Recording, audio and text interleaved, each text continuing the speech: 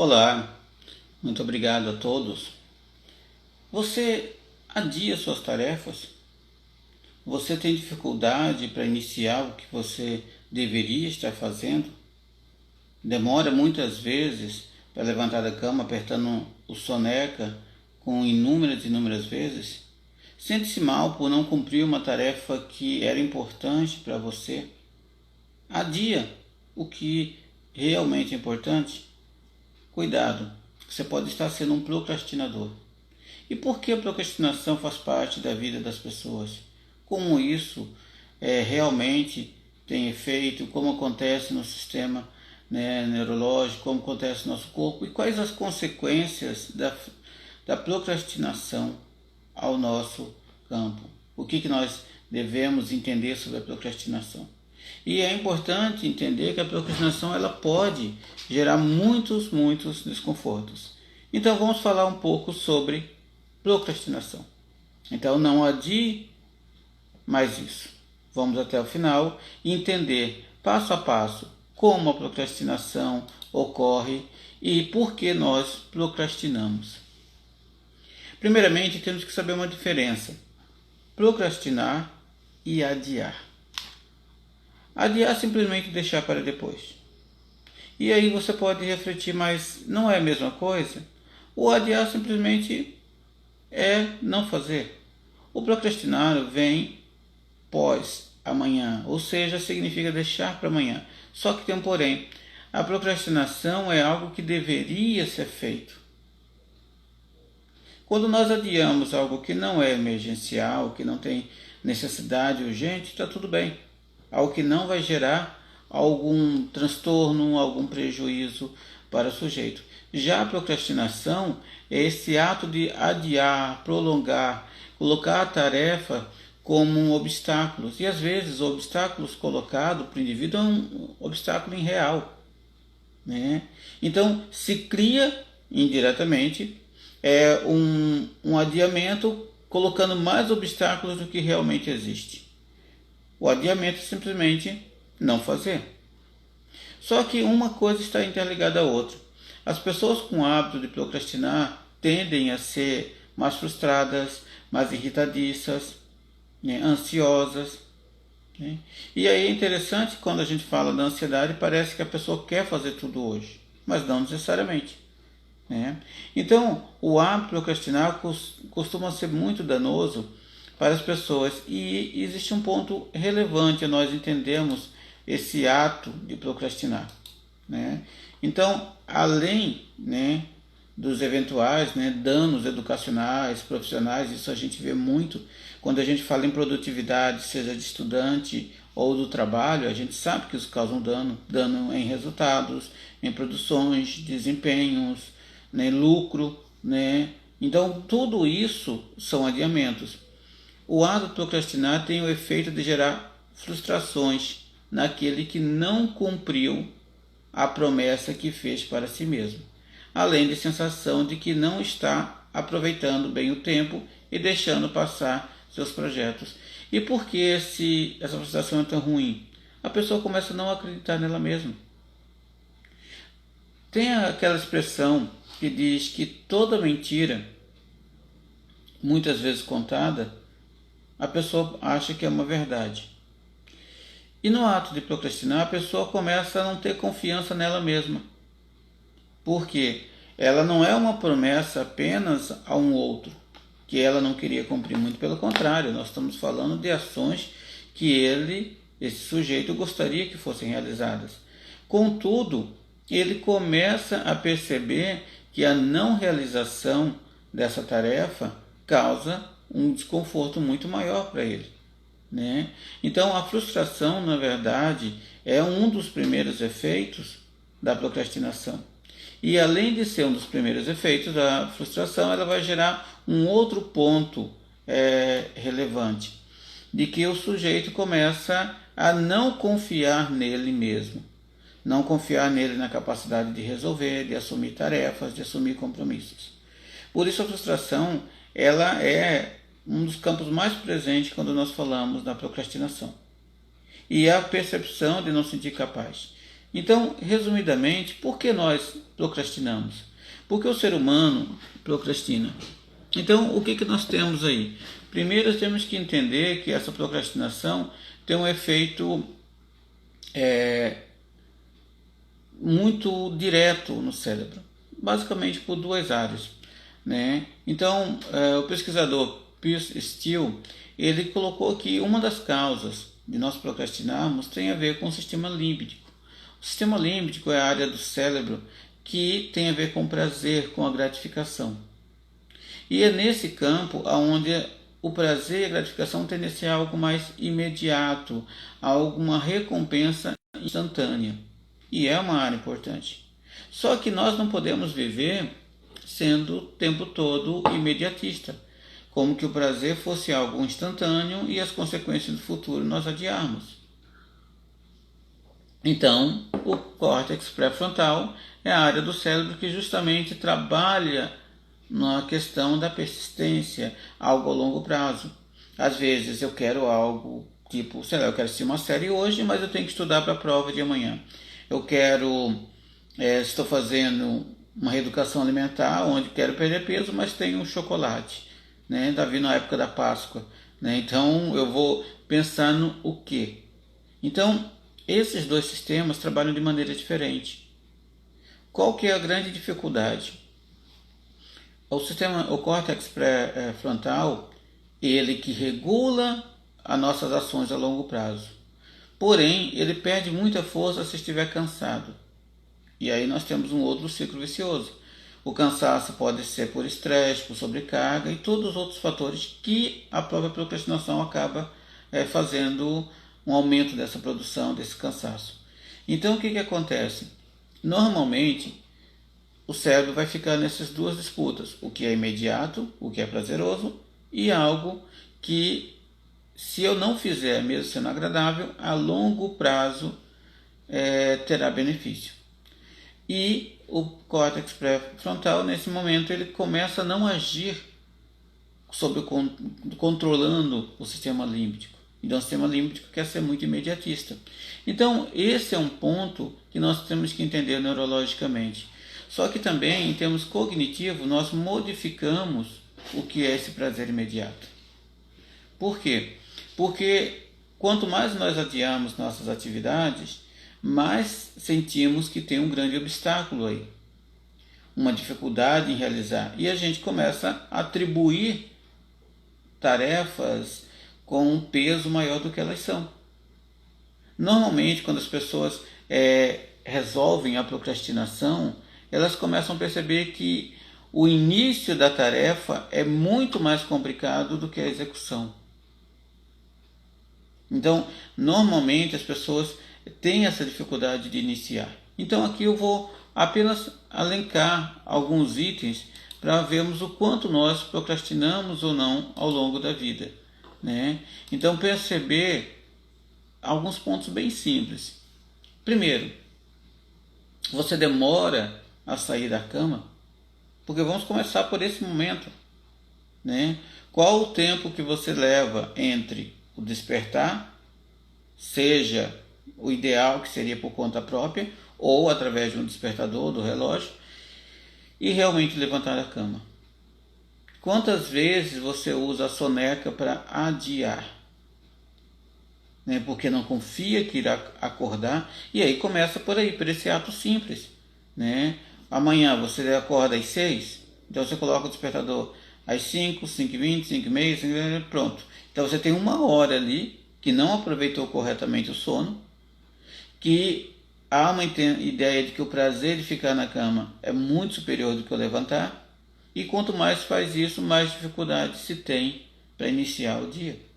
Então vamos pensar no primeiro passo: iniciar uma tarefa simples, levantar. Com o tempo, com tanto adiamento, isso se torna um obstáculo. Por quê? Todo medo, toda dificuldade que nós fugimos, ela se torna maior. Isso acontece, isso é uma situação geral do comportamento. Então, essa ideia de adiar, começar a adiar desde manhã cedo, desde a hora que acorda, já tende a ter grandes prejuízos. Porque você começa, em primeiro momento, a ter, sei lá, 15, 20, 30 minutos, uma hora que você demora para levantar, você acaba tendo um desperdício, onde você nem dorme, ou seja, não descansa apropriadamente, e nem levanta e faz atividades do dia. Então, diminuir o tempo entre acordar e levantar da cama é um ponto inicial. Porque o sistema límbico e o córtex pré-frontal ele vai estar o tempo todo agindo, lutando ali. Então é necessário que a gente veja e reveja pequenos hábitos.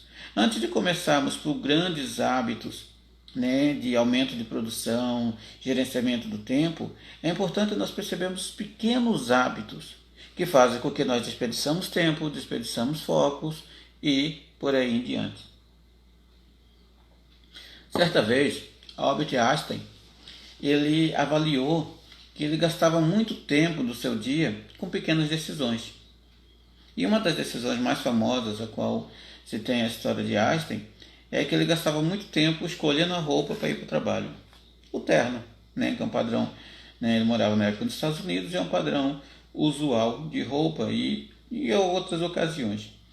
E como, de um modo geral, a maior parte dos trabalhos dele e uma questão cultural permitia-se o terno, ele fez uma decisão bem simples. Ele escolheu 12 ternos, né? Ele comprou, mandou fazer 12 ternos exatamente iguais. Terno, gravata, camisa social, todos iguais. E aí, o que ele faz? Ele não tinha o que decidir. Todos eram iguais. Ao tempo gasto com a decisão, era zero. Ele ia pegar o que estava na ordem, ele estava limpo, estava passado, tudo em ordem. Mas a escolha, que para ele era um desperdiçador de tempo, ele abriu mão. Pequenas decisões podem causar grandes desconfortos. Por isso que, a partir da ideia de Einstein, nós temos uma série imensa de profissionais, principalmente na área de tecnologia, que adotam esse padrão. Né? Seja uma camiseta preta, né? Seja uma camiseta cinza, seja o que for, né? Zuckerberg faz isso, o Steve Jobs fazia isso e vários outros. Hoje a gente vê esse padrão, né? A pessoa tem entre aspas, um uniforme. Na verdade é um estilo que associa facilmente, mas é principalmente não gastar energia com algo que se considera secundário, que considera-se um desperdiçador de tempo e, além disso, um desconforto em termos de decisão. Isso sobra tempo para nós decidirmos melhor sobre a nossa própria vida. Por isso que livros bem simples, né, de autoajuda, como O Milagre do Amanhã, são extremamente eficazes para muitas pessoas. Por isso vendem tanto. Porque ele mostra uma coisa que é um fato. Que se você acorda bem, se você não perde tempo ao acordar, você ganha tempo no seu dia. E, consequentemente, na sua vida. Então, assim, isso é muito óbvio, né? E é totalmente científico. Né? É simplesmente uma conta aí.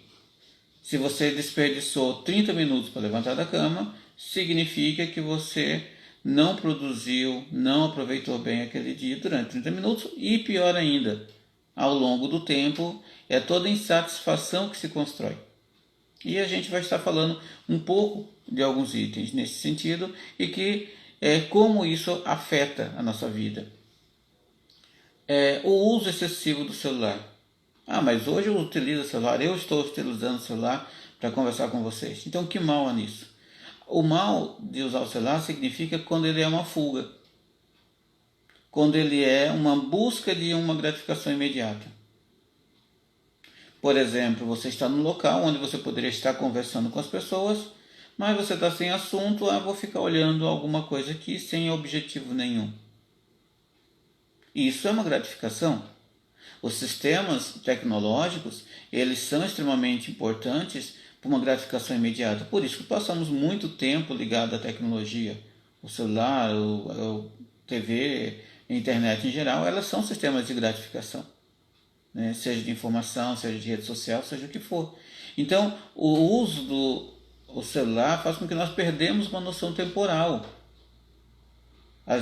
Todo, né, o celular tem um sistema de contagem e você vai lá e abre e verifica há quanto tempo eu passei por semana, por dia, em que tipo de aplicativo. Foi na rede social, foi na busca, foi no YouTube, no Face, no Insta. Então, aonde você tem utilizado o tempo? E qual que é a função disso? Né? A gente costuma dizer que é frequente as pessoas gastarem às vezes mais tempo escolhendo um filme do que assistindo ele. Isso mostra o quanto não estamos tendo um critério, estamos apenas utilizando aquilo ali que às vezes desligue ele, seria melhor. Né? Não use. Se não há uma urgência, não tem por que usar. Então, essa ideia de urgência também causa um grande desconforto. Né? Então, mexer no celular apenas por hábito, não por necessidade. Procurar qualquer coisa é diferente de uma escolha proposital. O que seria uma escolha proposital? Você está, sei lá, numa sala de espera, sei lá, num consultório dentário, e você vai ter que esperar algum tempo ali. Você pode decididamente olhar sua rede social, você pode decididamente assistir um vídeo, né? Você pode ler notícias, conversar com as pessoas ali que você está com um certo tempo, e está tudo bem. Não para aliviar o desconforto da espera, mas porque você está sabendo aproveitar o tempo. Né? Então, isso é importante. Quando a gente vê algumas críticas, o pessoal fala, tem uma família que está no restaurante e está lá todo mundo no celular e nenhum se conversando, enquanto espera o prato pedido. Né? Então, cadê ali a oportunidade de conversar um com o outro? É lógico, uma situação ou outra pode ter uma emergência, uma questão de trabalho, pode. Mas esse mexer no celular significa qualquer desconforto por algo prazeroso, que normalmente é ligado ao celular para muitas pessoas. Então, nesse sentido, outra avaliação, se temos que ver se temos ou não o hábito de procrastinar, temos a questão do não tem foco.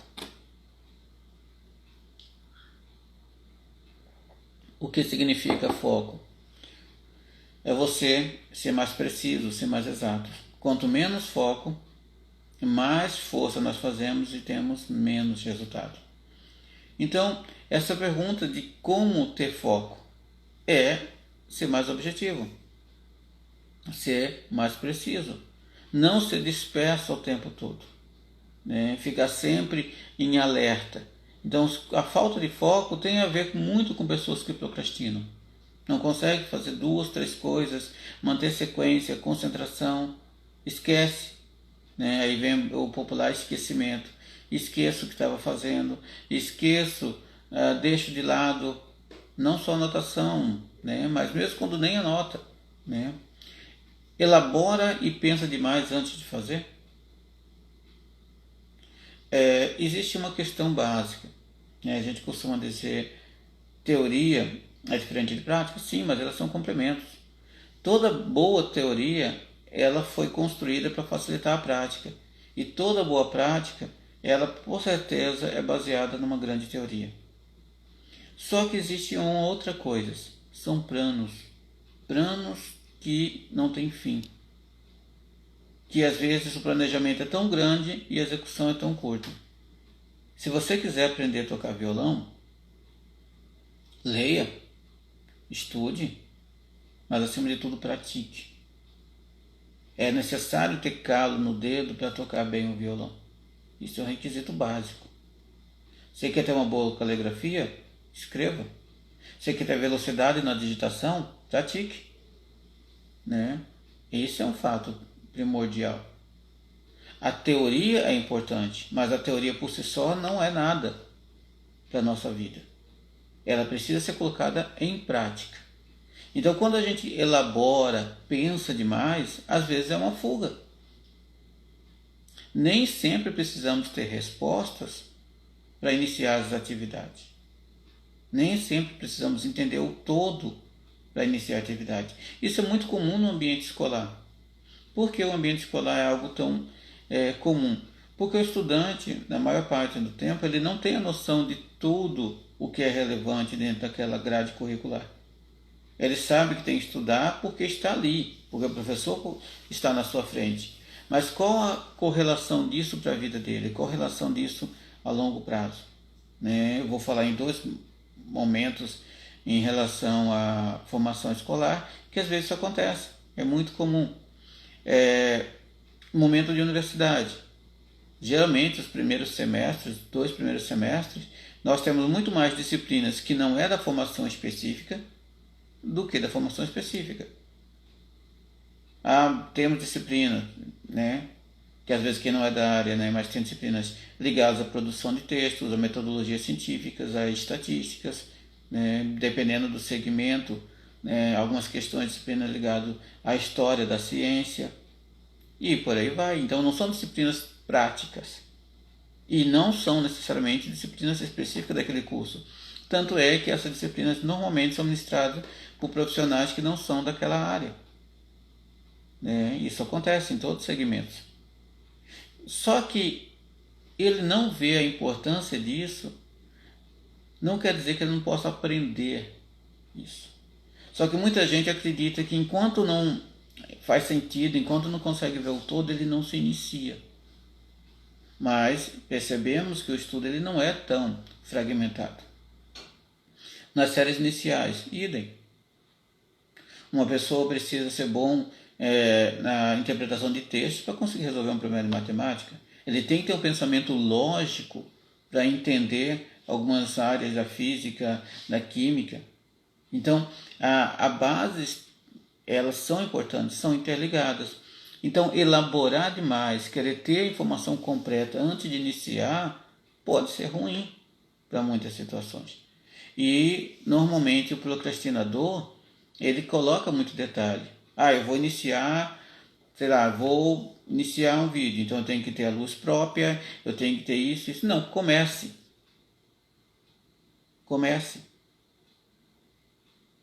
O seu primeiro e-mail pode ter sido bom, mas sempre vai ser pior do que o 20º, 30º. Comece. Essa busca de detalhes, essa busca de algo ideal, de perfeito para começar, é uma procrastinação. Mas eu quero começar a fazer atividade física. Mas eu não tenho tênis específico para corrida. Meu tênis seria mais leve, um tênis para caminhada. Beleza, então, já que você vai comprar quando? Hoje? Mas antes de comprar, caminhe. Não use isso como um argumento. Esse é um argumento de que sem toda a estrutura ideal eu não posso começar. Mas eu ia fazer uma caminhada, eu ia fazer uma corrida, mas está chovendo. Tá, tudo bem, se não quer ir para a chuva, fica em casa, mas faça o exercício. Você vai poder caminhar em casa? Vai fazer flexão, vai fazer polichinelo, agachamento, não importa.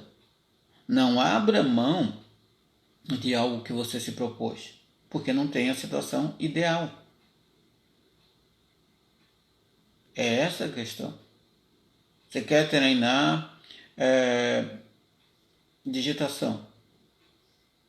Digite, treine. Qual que é a sua velocidade?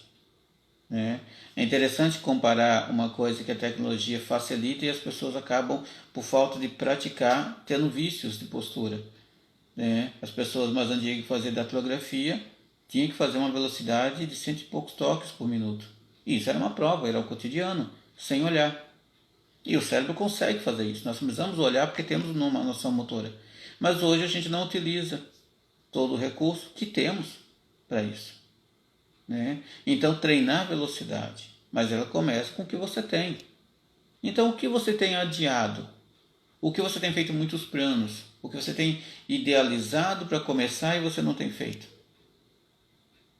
Seja estudo, seja relacionamento, seja... mas de repente eu preciso de alguém para me incentivar. Mas já parou para pensar que o principal incentivador tem que ser você mesmo? Afinal de contas, é você que irá se beneficiar. É você que irá desfrutar de ter as suas ações. Então, quando a gente busca que tem que ter um outro para fazer por nós, nós estamos já adiando. É bom que tenhamos, lógico, em algum momento isso vai acontecer. Mas isso não é o principal motivo, ou esse incentivo o tempo todo. Você deixa as coisas para a última hora? Você adia as coisas? E aí uma coisa que a gente tem que avaliar, né? Uma ideia, né? Um rótulo social. O brasileiro não é pontual, o brasileiro adia, o brasileiro... Quem disse que isso tem que ser permanente? Quem disse que é todo mundo? Quer dizer que se nós nascermos no Brasil, nós não seremos pontuais? Nós vamos deixar para a última hora? Ou isso é uma repetição tão grande que nós começamos a acreditar que está tudo bem? Então as pessoas têm que avaliar isso. Deixar para a última hora são hábitos. Hábitos que com o tempo foram construídos, mas não há necessidade disso. Então, adiar, e nós aceitamos muito alguns adiamentos. Não, temos que respeitar o nosso próprio tempo, respeitar o tempo das pessoas. E esses comportamentos todos de adiamento fazem com que nós construímos desconfortos. Então pensa, o que nós temos adiado? O que nós deixamos para a última hora? Então, são coisas que nós temos que avaliar, coisas simples do dia a dia. Só que, como às vezes um vento no deserto, pequenos grãos de areia fazem grandes morros, grandes montanhas. É a frequência que isso acontece. E estar no controle significa aumentar ou diminuir a chance de algo acontecer, é estar no controle das suas ações. O procrastinador começa a acreditar que ele não tem o controle. E o desconforto vem com muita frequência. Então, quando nós pensarmos nisso, temos que perceber que a procrastinação significa esse deixar para depois, esse adiar constantemente, mas não é um adiar sem sofrimento, é com muito sofrimento. E quais são as consequências de um procrastinador para a sua vida? Primeiro, o sentimento de culpa. Quanto mais se adia, mais o sentimento de culpa vem. De que ele não poderia ter feito aquilo, que ele não poderia... E esse sentimento de culpa não permite que as pessoas pratiquem, que elas ajam em relação ao que é necessário ser feito. Mas eu poderia ter feito naquele momento e eu não fiz. E aí ela passa muito mais tempo se culpando do que executando. Ela se torna uma pessoa não dinâmica. E aí existe um outro ponto delicado, uma armadilha em relação à culpa. Toda culpa gera castigo. A culpa não é para resolver, a culpa é para ter uma punição. Se eu culpo alguém, eu quero que alguém sofra. Se eu me culpo, eu me castigo. Mas, porém, a culpa não resolve. E a culpa produz um sentimento muito forte de frustração, de derrota, de incapacidade. Então, no primeiro momento, se perdoe e execute. Execute. Não é simplesmente se perdoar e fazer de novo. Quando a gente fala perdão, é não repetir o erro. É possível tropeçar? Sim, óbvio que é. Mas não é se desculpar e está tudo bem. O fato de se perdoar significa que tem consequência. As pessoas utilizam muito isso no sentido geral e nos relacionamentos acontece isso. Me perdoe, então vou fingir que não aconteceu. Não tem nada a ver uma coisa com outra. Tentar esquecer é fingir que não aconteceu, isso não serve para o nosso aprendizado, não serve para o nosso desenvolvimento pessoal. Perdoar é conseguir lembrar sem sofrimento. Mas aprender com o que aconteceu, quando é possível, tirar algum proveito daquilo e precaver para que não aconteça novamente. Então, é importante nós entendermos isso. Senão nós somos permissivos demais conosco e com as pessoas ao nosso redor. Então você pode perdoar alguém de não ter feito algo. Pode, mas ele vai ter que fazer. O perdão não tira a pessoa da sua responsabilidade, da consequência sobre o ato. Eu me perdoo porque eu não entreguei o trabalho. a tempo. Beleza, mas sabe que você não vai ter a nota. Né? Isso acontece no ambiente escolar. Eu tinha um prazo para cumprir e nesse prazo o que acontece? Eu não fiz. Ah, tudo bem, me perdoa, estou tranquilo. Ah, mas não foi entregue. Você vai ter que fazer recuperação, vai ter que trabalho extra. Você tem consequência de não cumprir. Vou pegar um exemplo bem antigo. Eu estudei numa universidade federal. Né? E tradicionalmente, né, as universidades às vezes entram muito em greve. O meu curso é integral, né, na psicologia. Eu fiz o curso integral na Universidade Federal e uma certa vez, acho que era o terceiro, segundo ano de faculdade, houve uma greve e a greve demorou quase 100 dias. Só que o professor, ele é muito organizado, como tem que ser. Ele chegou no primeiro dia de aula, né, e explicou o conteúdo do ano inteiro. Ele deu um resumo do que seria em cada período. E ele colocou, vocês vão fazer 2 resenhas de 2 livros e vão entregar no mês de setembro, por exemplo. Era mais ou menos isso, é um prazo muito longo. Porque ele falou o calendário inteiro, as datas da prova e até o conteúdo da prova, que seria do ano inteiro. E ele fez isso nas primeiras aulas. Ótimo. Passou 1 mês, 2 meses, fez a atividade normal, e aí a universidade entrou em greve. Foi quase 100 dias de greve. E ela voltou, né, da greve próximo, agosto mais ou menos, chegamos 2, 3 semanas antes daquele prazo de entrega. E eu me lembro muito bem que alguns alunos foram questionar com ele para ele pedir mais prazo para entregar a resenha daquele livro. E eu e algumas colegas falaram, olha, é perca de tempo. Ele falou no início do ano que seria entregue em setembro. Ah, mas teve greve. Né? Então, a gente ficou em silêncio e deixamos, lógico, né? Cada um tem seu direito de pedir o que quiser, mas também é obrigado a ouvir, às vezes, o que não se quer. E alguns colegas chegaram e falaram que queriam um adiamento, porque estava muito em cima. Faltava, acho que 2 semanas, 3 semanas, coisa assim, para a data de entrega.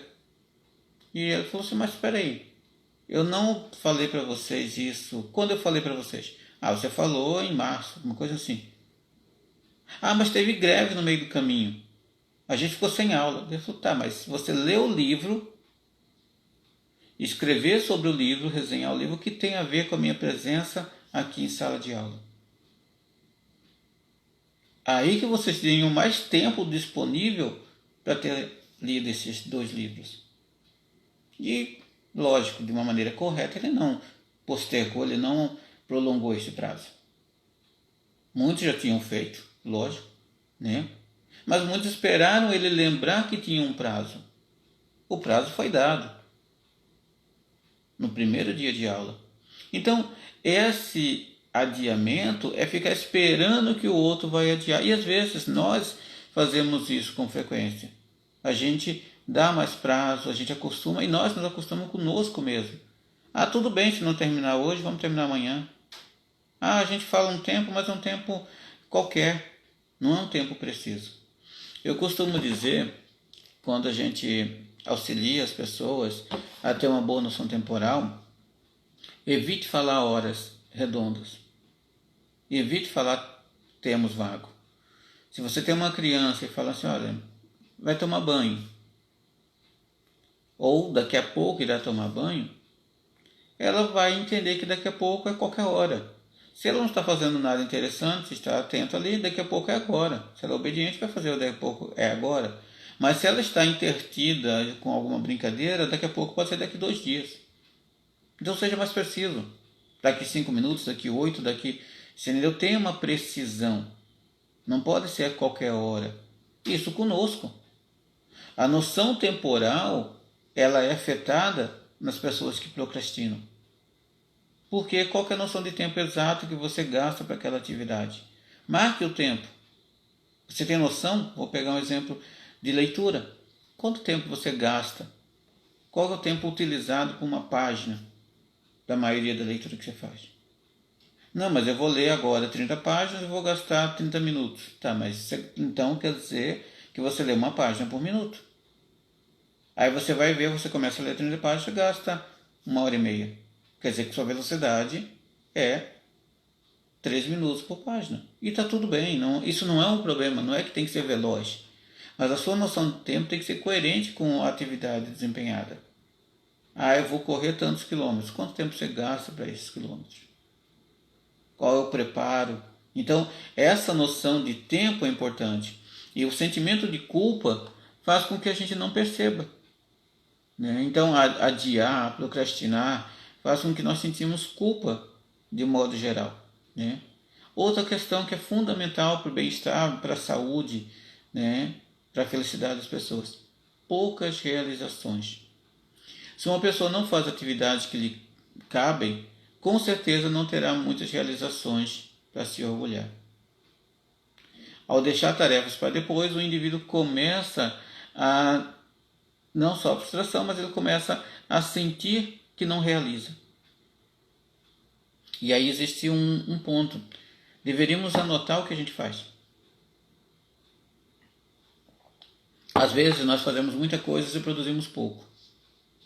O que quer dizer isso? Quer dizer que desperdiçamos tempo, mas também quer dizer que não avaliamos que o que nós fazemos também é importante, que a gente fez muito naquele dia. Né?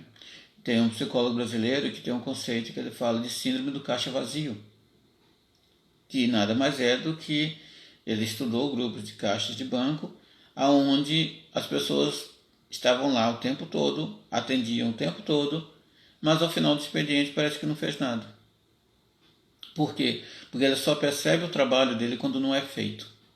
Quando ele é feito, parece que não foi feito nada. É igual muitas outras situações. O trabalho de casa. Você pode deixar a casa em ordem todos os dias. Parece que você não fez nada. Mas deixa de fazer um dia para você ver realmente a diferença. Deixe de organizar um dia. Você vai ver a diferença.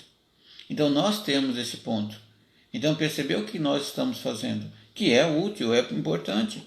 Às vezes pequenas atividades nós não damos o devido valor e começamos a não sentir realizados. Por quê? Realizado significa realidade em ação. É o que nós estamos agindo, a nossa ação no dia a dia. Então a realidade em ação, ela é isso. Então temos que ser real com o que nós fazemos. Então esqueça o fato de apenas, não fez nada. O que você fez? Você descansou, você dormiu, não descansou, você deitou, fez exercícios físicos. Então, o que você faz no seu dia a dia? Observe, anote, avalie. Desânimo. As pessoas que procrastinam tendem a ser mais desanimadas, como se tivesse um peso. Né? Lembrando o conceito grego de ânimos, né? Um livro importante na filosofia, ânimos tem a ver com vida, espírito, alma. Então, sem alma. É esse o conceito, como se tivesse um corpo sem alma. Desânimo é essa falta de energia, essa falta de vitalidade de vida. Por quê? Porque tudo está pesado. Parece que as pequenas ações se tornam muito difíceis. Isso não é algo para lamentar, mas é para perceber e enfrentar esses desafios. Pequenas conquistas são valiosas a longo prazo. A repetição é importante. E esse desânimo tem a ver com ansiedade, tem a ver com muitos quadros de depressão. É perceber que parece que nunca acaba. Sim, o que nós podemos fazer é infinito. É infinito o que pode ser produzido. Mas quanto mais eu estudo, mais coisa tem para estudar. Sim, é uma realidade. Como que nós podemos ter tanto conhecimento? Dedicando, focando, direcionando o que é prioritário para aquele momento. Essa falta de ânimo é justamente porque a questão de imediato parece que não é alcançável. Então vou apenas não enfrentar. Deixar que as coisas resolvam por si só. Né? E aí a gente começa a mentir para nós mesmos. É igual a história, né, de La Fontaine, da raposa e as uvas. A raposa queria umas uvas e ela tentou. Tentou pular, tentou derrubar com galho, tentou subir numa grande pedra e passou horas tentando derrubar as uvas. E ao final do dia ela não conseguiu. E ela falou simplesmente que não valia a pena porque as uvas estavam verdes. Isso era uma mentira. Ela depreciou algo que ela realmente queria, mas ela estava sem ânimo, sem energia para lutar, para pensar como resolver aquela equação, aquele problema. Então simplesmente ela disse que ela não queria aquilo. Isso não é raro, né? Às vezes a gente percebe jovens, vai convidar alguém para dançar e a pessoa fala que não. Aí assim, eu não queria dançar mesmo. Então por que você convidou? Você na verdade queria, mas não deu certo. Como a raposa, ela queria as uvas, mas ela não conseguiu. Então, para tentar diminuir a decepção por não ter alcançado um objetivo, ela deprecia aquilo que ela realmente queria, como se fosse algo sem valor. E isso é comum em pessoas que não têm a ação para realizar. Ela coloca obstáculos, mas também coloca defeitos naquilo que no fundo ela queria alcançar. Mas se eu conseguir tal coisa vai me dar mais trabalho ainda, então não vou conseguir. Mas se eu me envolver isso vai me dar mais trabalho, mas é porque não conseguiu. Então se deprecia isso no seu e se deprecia em relação ao outro. Eu não estou colocando aqui que quem é procrastinador é invejoso, embora a inveja faz parte das ações humanas. Não deveria, mas é presente no ser humano. Mas eu estou dizendo que a gente deixe de valorizar aquilo que nós conseguimos, que nós deveríamos conseguir, e começamos a depreciar isso. Então é importante percebermos que não, as uvas, no caso da história de La Fontaine, as uvas estavam boas. Eu não consegui hoje. Não consegui desta vez. É muito diferente. Isso é o pensamento de quem é persistente. Isso sim. Eu não aprendi aquilo hoje. Eu não consigo desenvolver como eu gostaria hoje. Desta vez. Isso é um pensamento persistente. Meu vídeo não foi tão bom hoje. Isso sim. Mas não dizer que não é importante porque eu tenho dificuldade ou ainda não domino aquela habilidade. Não depreciar pessoas, não depreciar objetivos. Então isso é extremamente relevante. O procrastinador tende a sentir muito sofrimento. Por quê? Porque ele vai ter um desconforto por ser grave aquilo para ele. Porque nós lemos antes, a não realização, todo esse processo de carga que tem. Então ela sofre porque no fundo ele queria. Ele queria realizar, queria entregar no prazo, queria estudar no momento certo e pronto. Então isso é um fato. Às vezes, quando a gente tem uma escala de produção, a gente percebe que as pessoas produzem em ritmos diferentes e acabam produzindo muito próximo da data de entrega. Vou pegar exemplo da universidade, ministrei muitos anos aula em universidades, em graduações e pós-graduação. Às vezes as pessoas fazem toda a monografia na reta final, Quem aí sabe disso? Teve um ano inteiro para fazer. Começou no primeiro dia, primeira semana, um mês foi sumindo, então produziu, foi caindo, de vez em quando ia na supervisão, fazia uma coisinha ou outra, quando chega lá na véspera, fica muitas noites sem dormir para ver se entrega a tempo. Isso não é procrastinação? Mas o estudante vai estudar para a prova. Ele já não estudou quando assistiu a aula? Ele não deveria apenas revisar na véspera da prova? Ele não estudou, não leu o conteúdo e aí vai passar a noite em claro estudando porque ele não leu antes. O segredo para um estudante ser competente é bem simples. Lê o material antes do professor iniciar a falar sobre ele. É muito simples. Por quê? Aula é igual filme e livro. É muito, muito difícil um filme ser melhor do que o livro que deu origem ao filme.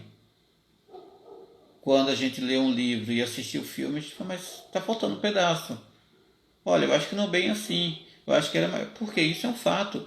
Porque todo filme é a visão de alguém, do diretor, sobre um livro. Então ele vai colocar a visão que ele tem sobre aquele livro. Então é uma visão parcial. E está certo. É assim que se produz. Quando você vê o livro, você vê uma visão do todo, né? Você visualiza de maneira diferente as cenas, mas além de tudo, ela é muito mais ampla, é muito mais descritivo. Normalmente é assim que acontece, né? Então, algumas cenas, às vezes, há filmes que retira-se personagens inteiros que estariam no livro. E lógico que isso vai fazer uma perca de sentido. Mas é o que o diretor tinha para poder passar naquelas, em média, 2 horas de imagens, sons ali. Então tem coisas que vai estar retiradas. Tá certo, acontece. Contudo, a aula é a mesma coisa. Quando um professor entra na sala de aula, ele está falando sobre um texto, ele está colocando a parte que ele selecionou, a visão que ele tem sobre aquele texto. É o papel dele, está correto, da mesma forma que o diretor está correto em fazer o filme. Só que alguma parte ele pode omitir, porque ele precisava destacar aquilo para aquele tempo. Então, o estudante deveria ler o texto antes do professor entrar na sala. Esse é um padrão. Porque ele tem a visão do original, do livro, e tem a visão do outro. É igual quando as pessoas acompanham um filme e o livro. Ela lê o livro e o filme. São visões mais amplas ou mais restritas. Então, o que acontece nisso? Isso é uma organização. O que isso tem a ver com a procrastinação? Tudo. Porque se você já leu antes e na aula você já entendeu e você está tirando dúvidas, que é a função, chega na prova você vai estar apenas revisando. É o que se fala, que é correto. Deveríamos estar preparados para a prova se fosse surpresa. Oh, que susto! Mas a nossa vida, a maior parte das coisas não são anunciadas com antecedência. Não se anuncia quando você vai estar diante da pessoa certa. Não anuncia-se com muita antecedência quando você vai ter uma oportunidade importante de trabalho. Não anuncia-se quando você vai ter uma oportunidade de investimento. É o preparo que faz com que a oportunidade se realize. Você pode estar querendo a pessoa ideal, sei lá, a pessoa dos seus sonhos. Mas se você não se preparou para ser um bom companheiro, uma boa companheira, isso não vai adiantar de nada. Você pode ter uma oportunidade de investimento fantástico, mas se você não economizou dinheiro antes, vai servir de quê? Você pode ter oportunidade de trabalho, aquela realização dos seus sonhos, mas se você não preparou a sua capacidade para estar apto a desenvolver aquilo, não vai servir de nada. Então, adiar significa também não se preparar. Não se preparar principalmente para as oportunidades. Não estou falando só se preparar no sentido de situações negativas, né? Então, por isso que ao fazer isso diminui o sofrimento, né? Então, as pessoas sofrem porque, né, deixam de se preparar também. Estresse. Procrastinadores tendem a ser mais estressados. Sim, porque há um estresse na atividade. Não é simplesmente adiar, mas há uma carga emocional, há um esforço quase que sobre-humano, se lamentando, sofrendo porque adiou, porque ela não queria adiar. Essa pessoa queria realizar. Então isso gera estresse, porque a atividade que não foi feita continua no cérebro, continua ali sendo constantemente bombardeadas de culpas, sofrimentos, tudo isso que nós já falamos. E o efeito Zeigarnik está presente. O efeito Zeigarnik nada mais é do que uma coisa que há mais de 100 anos foi descoberta. Tudo que não concluímos continua em segundo plano até que nós concluímos. Nós vamos concluir aquilo, ele fecha. Então, é como um navegador do seu computador. Você abre 50 páginas de navegador e minimiza. Não importa se você está vendo ou não a página, ela está consumindo memória. Você tem que fechá-la. A tarefa é a mesma coisa. Então, quando nós pensamos na procrastinação, nós não precisamos apenas abrir. E isso gera muito estresse, porque você começa o dia vendo uma lista infinita que você sabe que não vai concluir naquele dia. Por isso devemos concluir aos poucos. Verificar o que é possível, ter foco. Então, gera estresse. E é óbvio que isso vai gerar desgaste no corpo. No sistema imunológico vai ter quedas. Pessoas procrastinadoras tendem a ter mais alguns problemas de saúde, né? Então, o sistema imunológico está em queda, é mais chance de ser afetado por doenças sazonais, dores, somatizações, né? Isso vai acontecer. Irritabilidade. Procrastinadores tendem a ser mais irritadiços, porque não estão satisfeitos com o próprio desempenho, não estão satisfeitos com as próprias ações. Esse é um ponto que devemos lidar, né, e entender isso. Então, essa irritabilidade. É normal o sujeito estar irritado? Estatisticamente é normal no sentido de quantidade. É saudável estar irritado? Não, não é saudável. Então, irritadiço. Pessoas que procrastinam tendem a ser irritadas, né? Seja porque não acorda bem, não dorme bem, não relaxa, não descansa, a produção é pouca, tudo isso acontece. E falta de energia. Por que sente falta de energia? Constante adiamento. A energia existe, mas ela está desperdiçada. Gasta-se mais tempo decidindo do que agindo. E eu não estou falando de decisões que necessita de grande reflexão, que necessita de tempo de reflexão. Estou dizendo decisões cotidianas, onde a ação é muito inferior em termos de tempo e esforço do que a decisão para agir. Por isso que há uma distorção para quem tem um quadro depressivo, que ela sente sem energia. Não é que não tem energia, é que a energia está desperdiçada com pensamentos repetitivos, indecisões, inseguranças, frustrações, culpa. Isso gera muito desgaste de energia. Então, a falta de energia também acontece. Então, é importante nós pensarmos qual o grau de procrastinação. O que nós estamos fazendo no dia a dia que é uma procrastinação. E lidar com isso. E como deixar de ser um procrastinador? Então, pelo tempo, não estou procrastinando, mas apenas não estou sendo raso no conteúdo. A gente vai estar falando no próximo vídeo sobre como deixar de ser um procrastinador. De que maneira? Temos N questões ligadas à gestão do tempo, de como se organizar, de como transformar hábitos. Então, como deixar de ser um procrastinador? Tá? E isso será o nosso tema para o nosso próximo vídeo. Como deixar de ser um procrastinador. Então, hoje, não procrastine, não adie para amanhã o que você pode fazer hoje. Não adie. Pense no que pode ser feito hoje e viva com tranquilidade, paz e realização. Todos, muito obrigado.